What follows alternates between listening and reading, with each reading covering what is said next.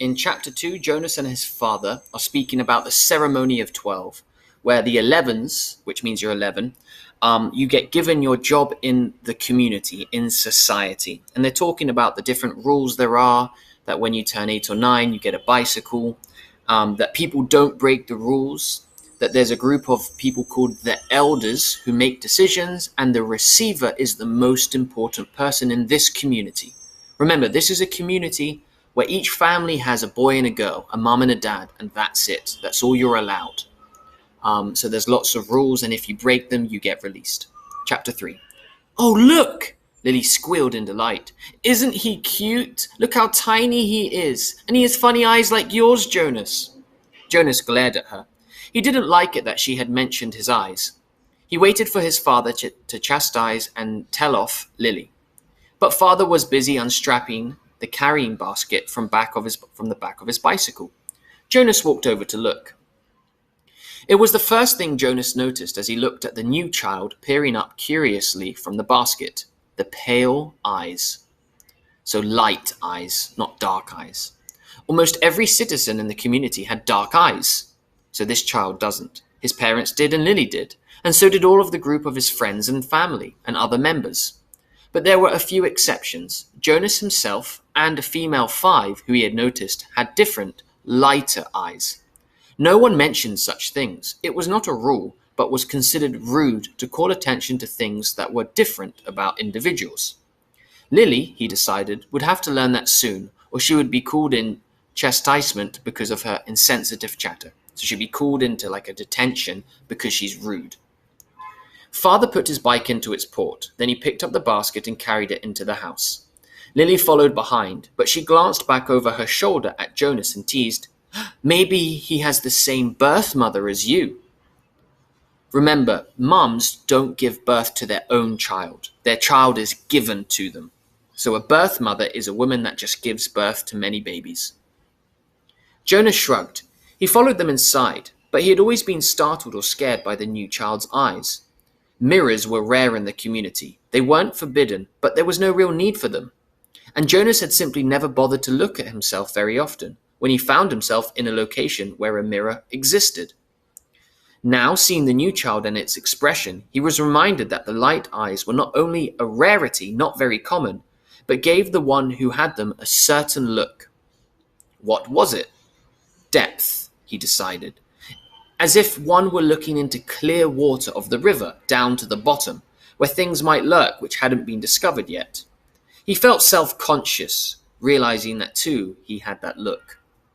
So everyone has dark eyes, but him and this baby and one other person have light eyes. I wonder what this could mean. What's his comfort object called? Lily asked, picking up the stuffed creature which had been placed beside the new child in his basket. Father glanced at it. Hippo, he said. Lily giggled and laughed at the strange word. Hippo, she repeated, and put the comfort object down again. She peered at the unwrapped new child who waved his arms. Remember, this is the child that the father was worried about. I think new children are so cute, Lily sighed. I hope I get assigned to be a birth mother. Lily! Mother spoke very sharply. Don't say that. There's very little honor in that assignment. It's not considered a good job, being a birth mother. But I was talking to Natasha, you know, the 10 who lives around the corner. She does some of her volunteer hours at the birthing center, and she told me that the birth mothers get wonderful food and that they have very gentle exercise periods. So when they do exercise. And most of the time they just play games and amuse themselves while they're waiting. I think I'd like that, Lily said petulantly, like a child. 3 years, Mother told her firmly. 3 births and that's all. After that, they are laborers for the rest of their adult lives, until the day they enter the house of the old. Is that what you want, Lily? 3 lazy years, and then hard physical labor until you are old? Physical labor are things like building things, moving heavy objects. Well, no, I guess not, Lily acknowledged or realized reluctantly. Father turned the new child onto his tummy in the basket. He sat beside it and rubbed its small back with a rhythmic motion. Anyway, Lily Billy, he said affectionately, the birth mothers never even get to see new children. If you enjoy the little ones so much, you should hope for an assignment as nurturer. When you're an 8, you start your volunteer hours, you can try some at the nurturing center, Mother suggested. Yes, I think I will, Lily said. She knelt, she got on one knee beside the basket. What did you say his name is? Gabriel? Hello, Gabriel, she said in a sing-song voice. Then she giggled. Oops, she whispered. I think he's asleep. I guess I'd better be quiet. Jonas turned to the school assignments on his desk. Some chance of that, he thought. Lily was never quiet. Probably she should hope for an assignment as speaker, so she could sit in the office with the microphone all day, making announcements.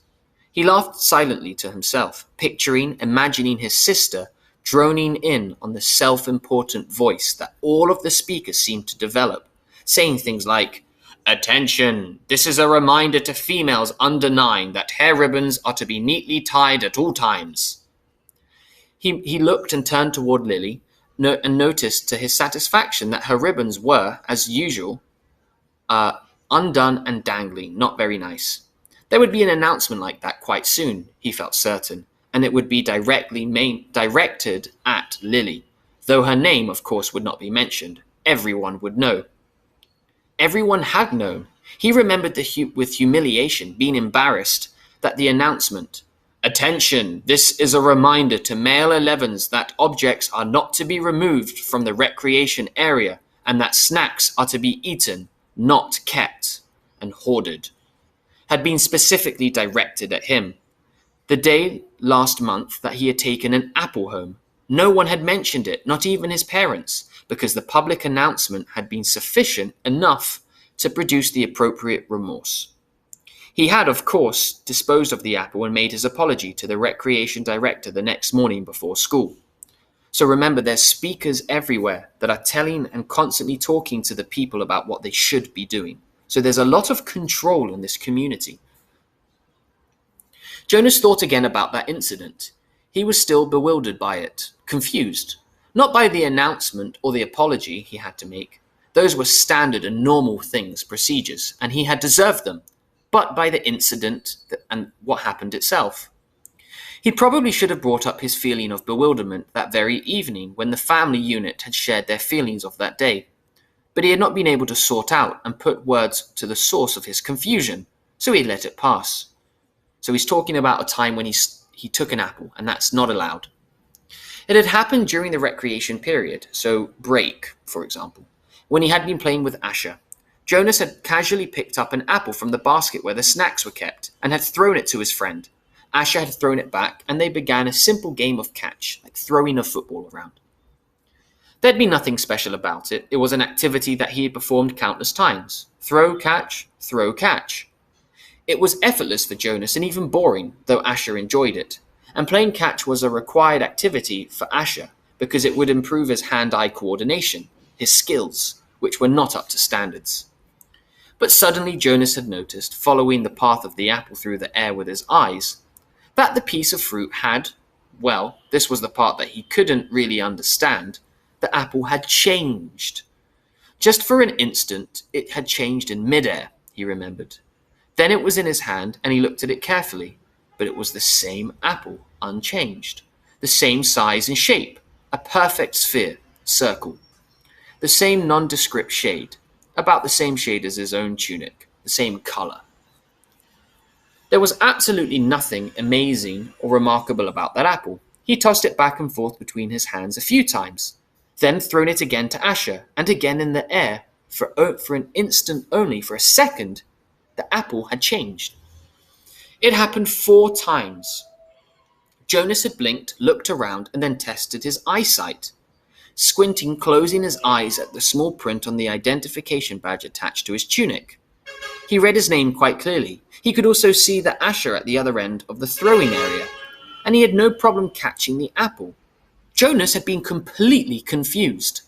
Ash, he had called, does anything seem weird or strange to you about the apple? Yes, Asher called back, laughing. It jumps out of my hand onto the ground. Asher had dropped it once again. So Jonas laughed too, and with his laughter tried to ignore his confusing, uneasy feeling that something had happened. But he had taken the apple home, against the recreation area rules. That evening, before his parents and Lily arrived at the dwelling, he held it in his hands and looked at it carefully. It was slightly bruised now, because Asher had dropped it several times, a bit damaged. But there was nothing at all unusual about the apple.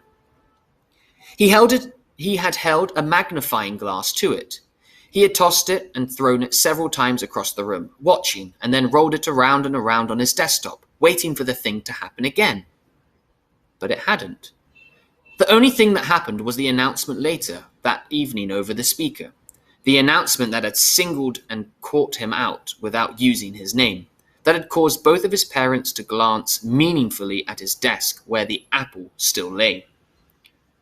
Now sitting at his desk, staring at his schoolwork as his family hovered over the new child in its basket, he shook his head, trying to forget the odd incident, the memory about the apple. He forced himself to arrange his papers and tried to study a little before the evening meal. The new child, Gabriel, stirred and whimpered, and father spoke softly to Lily, explaining the feeding procedure as he opened the container that held the formula and equipment. The evening proceeded as all evenings did in the family unit, in the dwelling, in the community. Quiet, reflective, a time for renewal and preparation for the day to come.